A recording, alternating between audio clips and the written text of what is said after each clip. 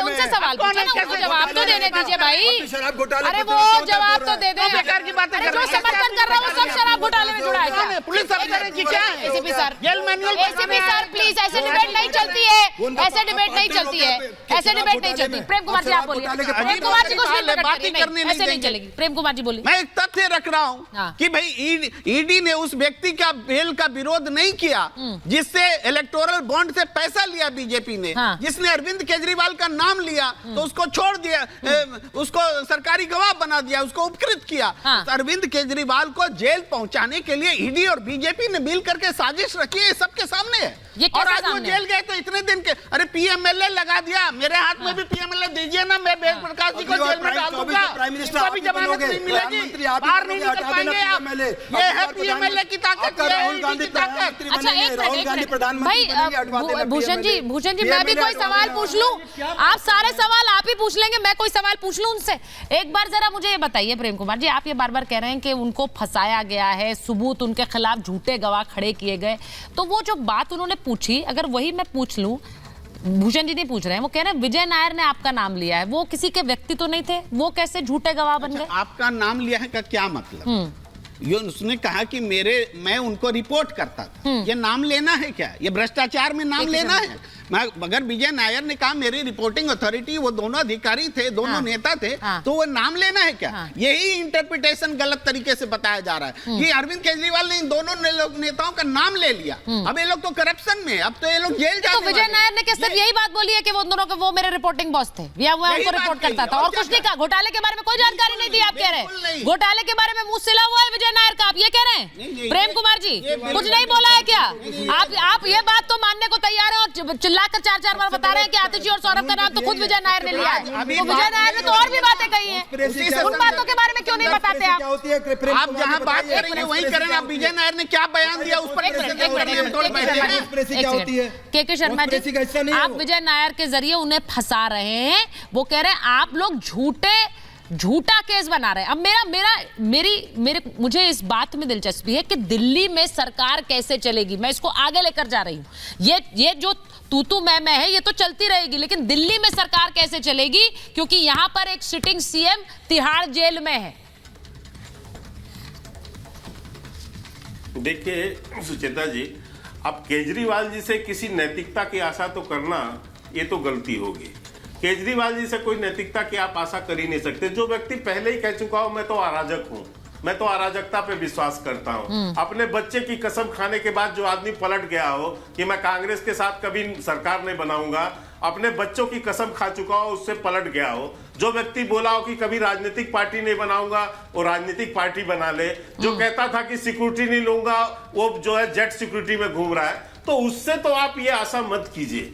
अब रही बात कि यहाँ की सरकार की नैतिकता नाम की चीज तो इस पार्टी के अंदर बची नहीं है। ये होते तो कभी का ये यानी राजनीति से संन्यास लेते, लेकिन मैं पुनः कह रहा हूं कि इनकी कोशिश ये है, जो बात प्रेम जी ने अभी अपनी बातों में कही और भाटी जी का ऑब्जेक्शन था, अरे भाई सुनीता अपनी पत्नी से राजनीतिक बयानबाजी कराकर क्यों करा के आपने अफवाह फैल को जो है मजबूती दी है, लोगों को मन में एक बात आपने पैदा कर दी कि वो अपनी पत्नी को संभवतः हो सकता है कि वो सीएम बनाना चाहते हो। ये इस जो है बात को तो जन्म दिया ही केजरीवाल जी ने ही है। नहीं, पर मंच पे कल मंच पर सोनिया गांधी के बगल में सुनीता केजरीवाल बैठी थी क्या? कल मंच पर सोनिया गांधी के बगल में सुनीता केजरीवाल बैठी थी। ये जो कह रहे हैं कि आप महिलाओं का अपमान किया है आपने, मैं कह रहा हूं कि आप क्यों लाए, क्यों चर्चा में लाए उनको? आप वो ये कह रहे हैं कि भाई अगर आपके तुलना मत कीजिए भाटी साहब, झांसी की रानी देश की लड़ाई लड़ रही थी, भ्रष्टाचारी और घोटालेबाज की लड़ाई नहीं। समझ गए आप? भ्रष्टाचारी और घोटालेबाज की लड़ाई नहीं लड़ रही थी वो उनके समर्थन में। जो संदेश देने की कोशिश, जो सवाल पूछने की कोशिश हो रही है और जो बीजेपी सीधे सीधे उठा रही भाटी जी, वो ये है कि यहाँ पर इतने चेहरे रहे लेकिन उनमें से आधे तो जेल में हैं, और जो अभी संभावित चेहरे भी थे कि भाई ये कमान ले सकते, क्योंकि ये चर्चाएं हुई हैं, आपने और कई चैनल्स में भी ये चर्चाएं की होंगी कि भाई अरविंद केजरीवाल जेल चले गए, कौन अब चेहरा होगा, तो उसमें सौरभ भारद्वाज और आतिशी का नाम आया, तो ये उनको भी एक तरह से रडार पे ले लो। अब कौन बची? सुनीता केजरीवाल, तो वही सत्ता संभाल लेंगे। नहीं तो ये अभी हमारे एसीपी साहब ने कई बार यूज किया, 19 बार बोला कि शर्म की बात है, शर्म की बात है, शर्म की बात है। ये शर्म की बात नहीं है कि देश में जब आम चुनाव चल रहा है, जब आचार संहिता लग गई, उस समय सिटिंग मुख्यमंत्री। अच्छा ठीक है बोलने दीजिए। देखिए तो अरेस्ट ना किया जाए क्योंकि चुनाव चल रहे हैं। बीच में मैं चिल्ला एसीपी साहब मैं ऐसे डिबेट्स नहीं कराती सर, आप उसके बाद में बोलिए, पहले उनको बोलने दीजिए। हर टाइम इलेक्शन होता है। एसीपी सर प्लीज, अपराध किया तो भुगतना पड़ेगा। अगर नहीं सुनेंगे तो मैं किसी के बीच में चिल्लाता नहीं। जब चुनाव चल रहे हो तब मुख्य विपक्षी दल का खाता सीज कर देना, चुने हुए 2 मंत्रियों को जेल भेज देना, यूएनओ सवाल उठा रहा है भारत के लोकतंत्र पर, फ्रांस और अमेरिका सवाल उठा रहे हैं। ये हमारे लिए शर्म की बात नहीं है। इस देश के लोकतंत्र की दुनिया में प्रशंसा होती थी कि हमारे साथ ही पाकिस्तान का जन्म हुआ। पाकिस्तान में अराजकता रही हमेशा, पूर्व प्रधानमंत्रियों को फांसी तक पर चढ़ाया गया, वह सेना पकड़ कर नेताओं को बंद डाल देती, जेल में डाल देती है।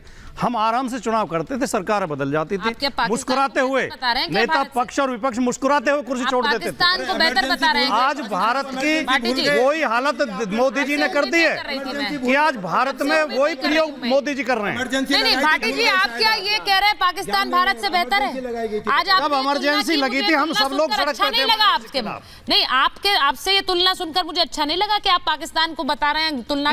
मैं पाकिस्तान की निंदा कर रहा हूँ इस बात के लिए, और भारत की प्रशंसा कर रहा हूँ। लग नहीं रहा आपको इसमें भी आपत्ति है? नहीं, आपत्ति नहीं। अरे सुचरिता जी, आपसे ये उम्मीद नहीं करती हूँ ना। मैं कह रहा हूँ पाकिस्तान में हमेशा अराजकता रही, भारत में। एसीपी सर, आप पूरी डिबेट को डिरेल कर रहे हैं sir. I am sorry to say this but you are not letting anyone speak. This is not the way. नहीं, मेरे ये कहने पर आपको कौन सी बात पे आपत्ति है कि हम दोनों देशों का जन्म साथ हुआ, लेकिन पाकिस्तान में अराजकता रही, वहाँ लोकतंत्र नहीं फला फूला। भारत के लोकतंत्र की दुनिया भर में प्रशंसा होती थी, मोदी जी ने उसे नष्ट कर दिया।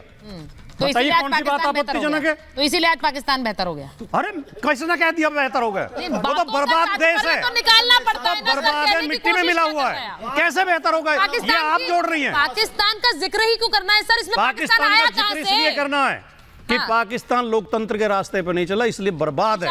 अगर हम लोकतंत्र के रास्ते से इधर उधर हटे तो हम भी बर्बाद हो सकते हैं, इसलिए जिक्र करना। लोकतंत्र खत्म कर रहे हैं। स्टेटमेंट को वापस लीजिए। आपने कहा भारत के साथ पाकिस्तान का जन्म हुआ। अरे क्या बात कर रहे हैं आप? इतिहास पढ़ा, 5000 साल पुराना इतिहास पढ़ा। चलो, पाकिस्तान और भारत का जन्म साथ में हुआ है। पाकिस्तान और जन्म नहीं हुआ, आजाद हुए साथ। यूएन और फ्रांस, अमेरिका, चलो मैंने मान लिया आपकी बात। भारत एक संप्रभु राष्ट्र है। चलो मान गए। अपने मामले में पूर्णतया आंतरिक रूप से अपने मामले में गलती बर्दाश्त नहीं करेगा। गलती तुरंत आप और अरे मान गए सर, वो मान गए। उन्होंने कहा ठीक है, वो गलती तुरंत स्वीकार कर लेनी चाहिए। भाई महाभारत में आजाद कोशिश ये होनी चाहिए महाभारत हो ना हो। और आप संतुष्ट हैं? और आप अमेरिका और फ्रांस जो है उंगली उठाए, कह रहे हो कि अरे भारत सोवरेन कंट्री है। No country has the right to intervene in the internal matters. ठीक है, मेरे पास समय नहीं है सर, मेरे पास समय नहीं है। मैं बस ये कह रही हूँ डिबेट केजरीवाल पर थी, केजरीवाल से लोकतंत्र पर, लोकतंत्र से पाकिस्तान पर चली गई। ठीक है विशाल जी, अब आप प्लीज, अब आप अपने साथ बैठे हुए साथियों के साथ प्रभावित मत होइए। मैं बस ये कहना चाह रही हूँ डिबेट के टॉपिक कई बदल गया आज, लेकिन मुद्दा वही है। जेल में अब मुख्यमंत्री हैं, दिल्ली में सरकार कैसे चलेगी, सवाल यह है। बहुत बहुत धन्यवाद आप सबका महाभारत में जुड़ने के लिए।